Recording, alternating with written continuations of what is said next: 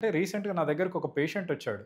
So, తనకున్న complaint ఏంటి అనంటే, తన బ్యాక్ డిఫార్మ్డ్ ఉంది. అంటే చూడడానికి బ్యాక్ అనేది వంకరగా ఉంది. నేను ఓవరాల్‌గా ఎగ్జామైన్ చేసి, షర్ట్ తీసేసి ఎగ్జామైన్ చేసేసరికి, నేను నా చుట్టూన్న మిగతా హాస్పిటల్ స్టాఫ్ కూడా అసలు ఇంత పెట్టుకొని పేషెంట్ ఇన్ని రోజులు ఎట్లా కోప్ అప్ అయ్యాడని అవాక్ అయ్యారు నిజానికి.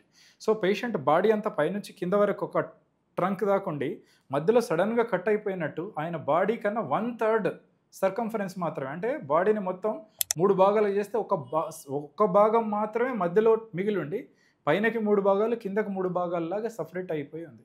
ఎందుకు అట్లా జరిగింది అనంటే, చిన్నప్పుడు కాలిన గాయం అనేది మన బాడీ ఎదుగుతున్న కొద్దీ స్కార్ అనేది ఎదగదు.